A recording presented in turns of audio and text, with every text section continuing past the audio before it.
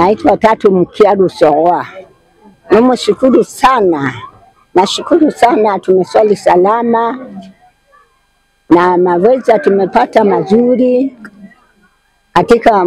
katika nchi yetu hii, kata ya Mandewa. Uchaguzi mkuu tunasema asante Samia, mheshimiwa wetu mtawala, atulee kama alivyoanza, atulee vizuri na sisi tunamuona.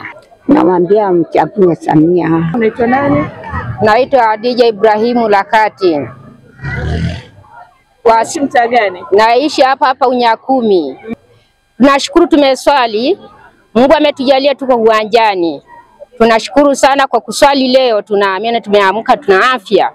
Tunamwombea Samia wetu aliko huko, ameswali na yeye Muislamu mwenzetu. Tunamwombea uchaguzi, ukija tunamchagua. Tunampa pongezi. Ametuletea umeme, ametuletea barabara, ameleta maji, maendeleo. Tunamwombea Mwenyezi Mungu amjalie aingie tena azidi kutulea. Kama vile sisi wakongwe anatulea vizuri, hatuwezi kukimbia. Tuna amani katika Tanzania. Naishi hapo.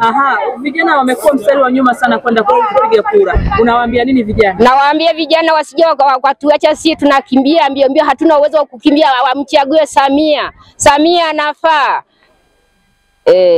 Nataka uzungumzie kwamba utoe wito kwa vijana wajitokeze kwenda kupiga kura. Wao wanakwepa hilo zoezi.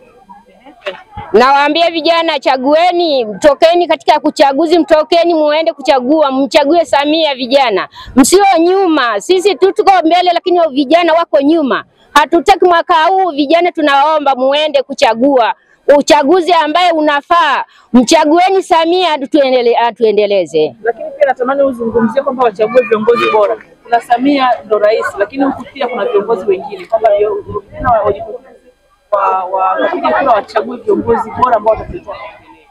Na bado nahusia tena wachague Samia, ni anaweza sana. Anataka kampani nyingine ambayo inawafuata huku nyuma, ili vijana mchague na viongozi ambaye wako chini ya Samia, ili aweze kupata kampani. Yeye peke yake hawezi kufanya kazi vijana, na waombeni sana. Na waombeni siku hiyo tukipewa afya na Mwenyezi Mungu, mtoke kwa wingi mchague Samia. Wachague viongozi bora. Wachague Samia bora.